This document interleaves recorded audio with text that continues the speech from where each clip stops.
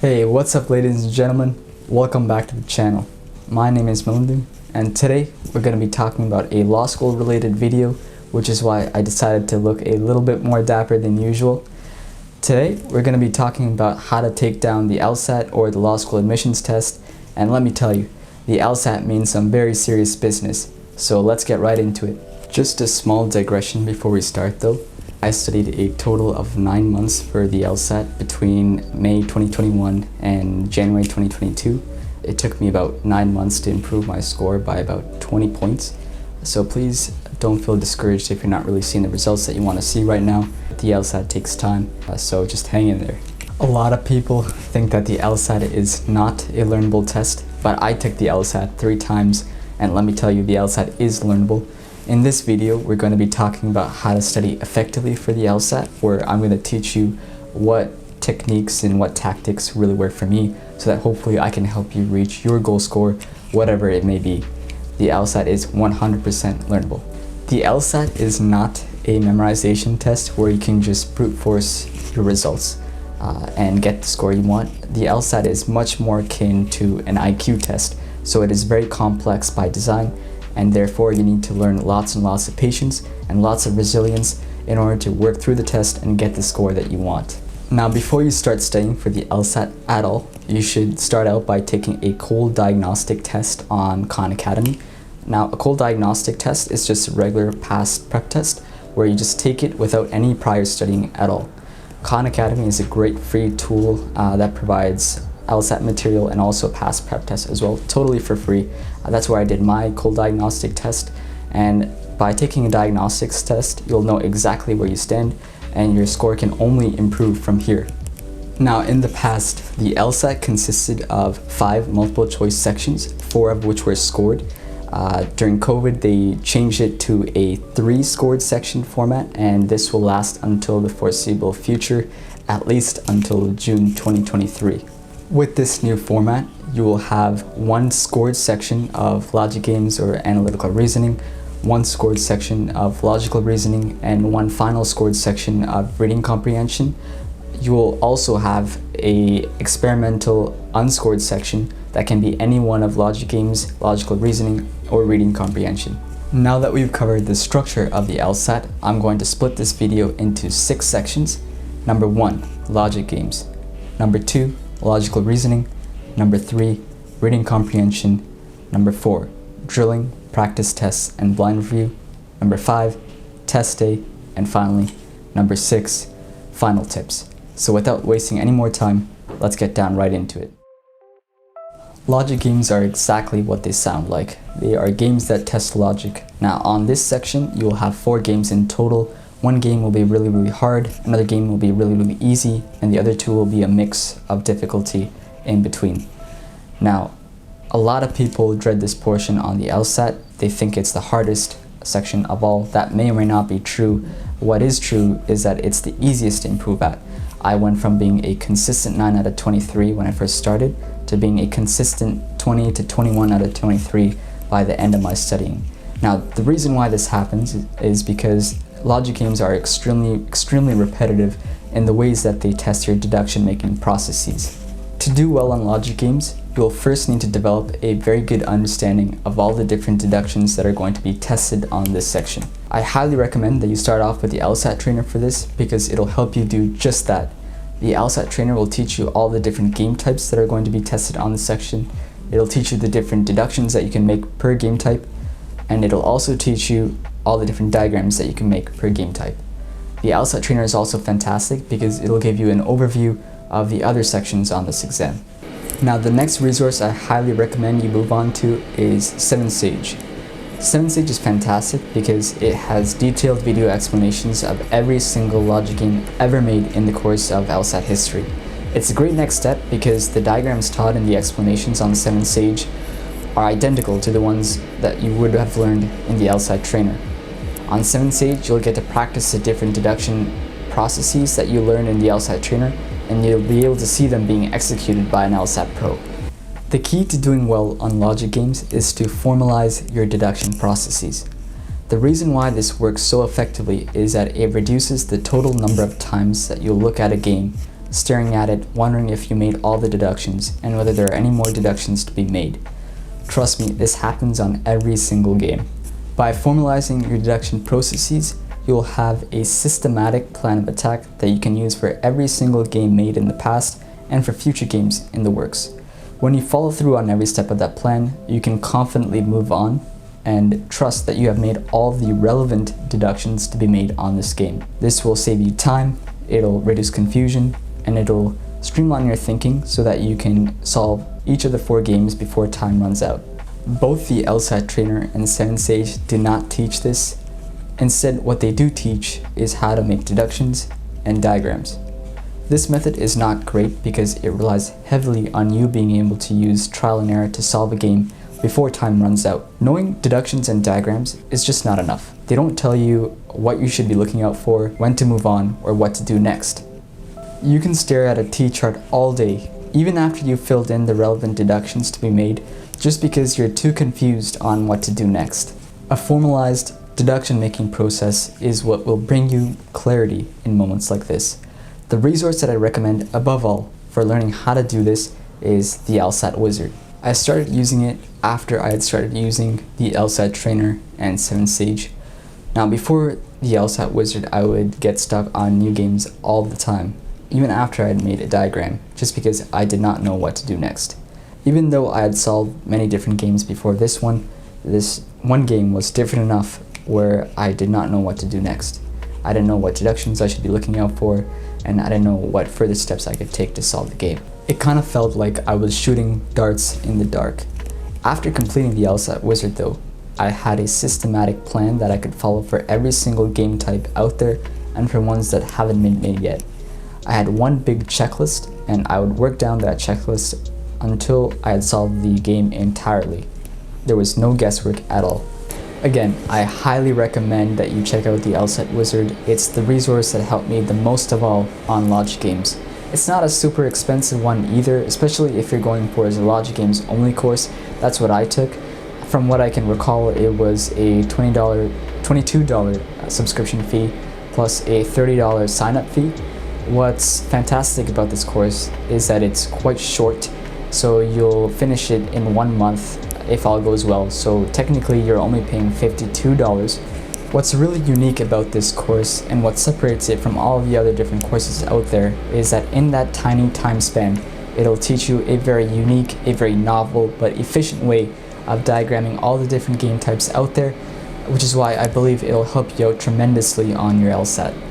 To memorize your deduction making processes, you need to rinse and repeat. You need to do games over and over and over again for your brain to instinctively recognize patterns and deductions. This takes a lot of hard work and time. Focus on accuracy and formalizing your deduction making processes in the early stages of your studying and not on timing. Timing will follow once you really nail down your accuracy and understanding of the different deductions that you can make for each game type.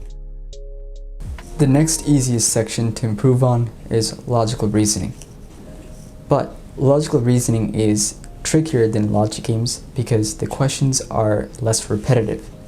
However, logical reasoning can only test you on a set number of logical fallacies or flaws. The key to really doing well on logical reasoning, therefore, is to really learn these flaws in depth and practice them so you fully understand them. 2 great resources that I would highly recommend for you to check out would be The Loophole by Ellen Cassidy and Logical Reasoning by Nathan Fox. The reason why I really like Logical Reasoning by Nathan Fox is because in his book he categorizes and allows you to practice logical reasoning questions by type, and this helps you see the patterns instinctively. Time is of essence on logical reasoning because the wording of the stimuli can easily cause you to fixate on a certain question. You'll be confused and you will run out of time to answer the later questions. So you have to train yourself to read the stimulus once, understand the flaw being tested, and then move on to the questions as soon as possible. Do not spend time rereading the stimuli because this will cause you to waste time and you'll find yourself going to the end of the logical reasoning section without enough time for you to answer the questions that you're given. Similarly, if you find yourself confused on a particular question and you have no clue on how to answer it, train yourself to flag the question, let go, and move on to the next one so that if you have time, you can come back and revisit this question later. But as always, this is a lot harder than it sounds. The first 15 questions are typically going to be the easiest on this section, so you want to move quickly through these ones so that you have more time to spend on the latter questions, which will typically be the hardest ones. The only resources that I really used to study for logical reasoning were the LSAT Trainer, The Loophole by Ellen Cassidy, Logical Reasoning by Nathan Fox, but most importantly of all, the Power Score form. The Power Score form is an amazing resource because LSAT experts provide detailed explanations on why a certain answer is correct in a given question and why the other answers are incorrect. This really helped me understand the fine-tuned details that you need to pay attention to when answering a logical reasoning question. The Power Score form is by far one of the best free tools that you can find to study for the logical reasoning section. Reading comprehension is typically going to be the most difficult section to improve at because it relies heavily on your prior experience with reading. If English is not your first language and you don't have much experience with reading difficult language in the past, then you might find the passages to be pretty hard to decipher.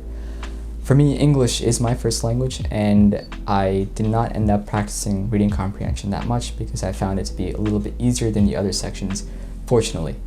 That being said, however, reading comprehension can still be extremely hard for someone whose first language is English and someone who happens to be amazing at reading, so it really depends on the person, honestly. If you do find reading comprehension to be a little bit more difficult, you may need to practice doing reading comprehension passages a little bit more than you think is necessary. I would also highly recommend that you read about different topics on things like the New York Times or The Economist. The reason why is because reading comprehension passages will most often be pretty boring, so you really need to try and focus and increase your ability to retain boring information. The best method I found to do this was trying to remember key concepts from each paragraph as I moved along a passage. There's going to be tons of information in a passage, but if you can boil down each paragraph into one key concept, this will help a ton. You definitely do not want to keep looking back at a passage in order to figure out what a certain paragraph was about in order to be able to answer all the questions you're given in the time that's allowed. The biggest tip I have for reading comprehension is to try and enjoy the passage that you're reading. If you try and enjoy the passage, you will engage with the passage more and you'll remember better, and this will help you answer the questions a lot more quickly. Drilling and doing practice tests will make up the bulk of your LSAT preparation. How you want to schedule your drilling and your practice tests is entirely up to you. Different schedules work differently for different people, so you will have to test the waters and figure out what is best for you. However, I strongly recommend that you first learn the fundamentals of the LSAT first and use drilling to hone your understanding before moving on to doing full-time practice tests. Now, what is drilling? Drilling only really means any form of practice. To most people though, drilling is when you take one timed section from an older LSAT. I recommend using LSATs 1 to 59 for drilling. Save the more recent LSATs, LSAT 60 to 90s for doing full-time practice tests. The reason why is because the more recent the LSAT, the more similar it will be to the actual LSAT that you will be taking on test day. Try to drill the sections that you are the most weakest in, but also make sure that you are practicing enough of the logic games, logical reasoning, and reading comprehension. To drill, I would use 7Sage and I would pick a section from an older LSAT and do it on the spot. 7Sage is great because the interface is actually very similar to the interface that you will see on LawHub, which is what I used to write the LSAT during COVID. 7Sage also has an analytics section which tells you what question types you tend to score more poorly on and what question types you tend to score more better on. This personalized feedback is awesome because it really helps you tailor your studying and focus on your weak areas, which makes your studying all the more effective. For this reason, I highly recommend 7Sage. It is a little bit expensive, it's about $70 per month, but I still think it's 100% worth it. For me, I was drilling anywhere between 1 to 4 time sections of logic games 6 days of the week. Logic games is the section that's the most easiest to improve at, which is why I focused a lot on that. I really wanted a perfect score in logic games, and ultimately logic games made up roughly 2 hours of drilling time for me per day. I would also do at least one time section of logical reasoning to keep my mind sharp. After each of these drills, however, I would do something called blind review, where I would redo each drill untimed so that I could really take my time and think through each question properly. Blind review allows you to differentiate between the questions that you got right purely because of luck and the questions you got right because you really know your stuff. Blind review is really important, guys. Do not skip out on it. I did not really drill reading comprehension all that much because it was one of my strongest sections. That being mentioned, however, I did drill reading comprehension at least once or twice a week when I was feeling too tired or too bored after doing tons of logic games and logical reasoning. Ultimately, I was studying at least 4 hours every day. Some days I was studying much more, and some days I was studying much less. And on some days, I was not studying at all because I was too burnt out. Because I drilled 6 days a week, I kept one day open to do one full-time practice test. But I only started doing practice tests when I had learned all the fundamentals of the LSAT and was fully comfortable with them. It's very important that you take an effective approach to writing practice tests. Practice tests are a limited resource and you only have so many. You should only start taking practice tests once you've really gotten the fundamentals down.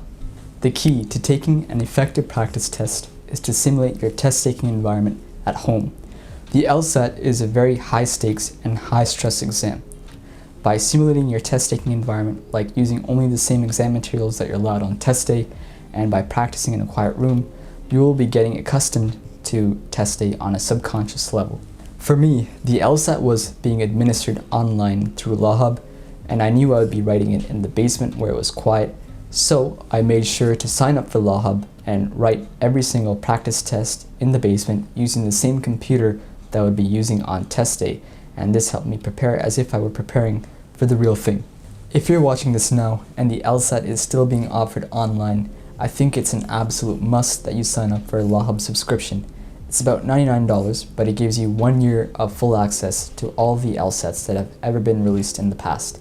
This is a lot of test-taking material and it's a lot of practice, so I think it's highly valuable for you to use this and get exposed to all the different types of questions that you can see on your LSAT. After doing a timed practice test, I would then blind review that test again to figure out my mistakes on my own. Again, I would come back after about an hour or so of doing the original test, and then I would do the test again. Just me taking my time to work through the questions without any time constraint at all. The reason why this is so important is that it helps you identify your reasoning errors on your own. It also tells you whether you got a question type wrong simply because of a time crunch or because you got it wrong just because you didn't understand the question type properly. If it's the latter case, this means that you need to review this question type a little bit more. Reviewing questions in depth is much more effective and important than taking a bunch of questions and not reviewing them at all.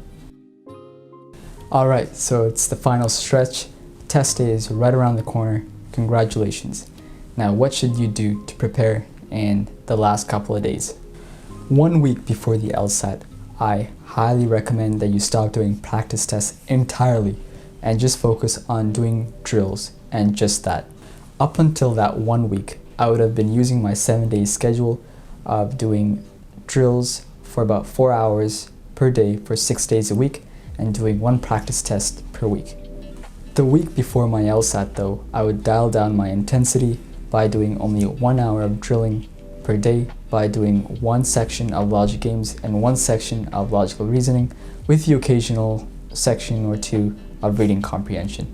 The purpose of this strategy was to help me stop feeling so tired and to give my brain a break so that I could rest up and be in prime condition for test day.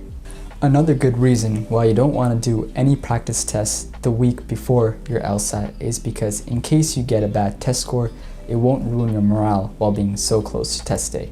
You definitely do not want that happening. The LSAT is a marathon and not a race. And do not compare your progress to that of your peers. Everybody is different. By comparing your progress to other people, you'll just be making it harder for yourself. Be consistent and do not cram. By being consistent, you're giving your brain time to adjust and to learn to think differently. Sometimes the results won't be really apparent, but you just have to trust yourself that consistency will get you to where you want to go. Do not cram, because cramming will make you just more confused and it will wreak havoc when you start doing a practice test. Do not cram. Avoid burnout. LSAT burnout is a very real thing, and you need to know when to call a timeout when you're too tired. Don't be afraid to take breaks. If you don't end up taking a break when you need it, you can really destroy all the progress that you made up until this point, and you can cloud your ability to make good, proper deductions downstream. Enjoy the LSAT. I know that's far easier said than done, but try and enjoy studying for the LSAT. The more you enjoy the LSAT, the more you'll engage with the material, and the better you'll become. Flag and circle. During your drills and practice tests, make sure to flag questions that give you a rough time and add them to a list that you can revisit later on when you're not studying, so that you can keep your mind fresh on the questions that have been known to give you a hard time. Track your progress. Know which question types are your weakest and drill those like there's no tomorrow. Ultimately, repetition is what's going to give you that edge over those questions that have been giving you a hard time for the past couple of weeks and months. Everyone is different. Even though I mentioned a couple of resources in this video, these are the ones that work best for me. These may or may not work best for you, so you're going to have to put in the work and try out different things and do what works best for you. Trust your hard work. Sometimes improvement won't be apparent. You'll have times where you'll have score plateaus where your score does not increase for weeks. During these times, you just have to keep doing the work and trust that you will get over that score plateau eventually. I strongly believe that you can get the score that you want if you put in the work and want it bad enough. Alright guys, so that pretty much concludes this LSAT study video. I hope you found it helpful.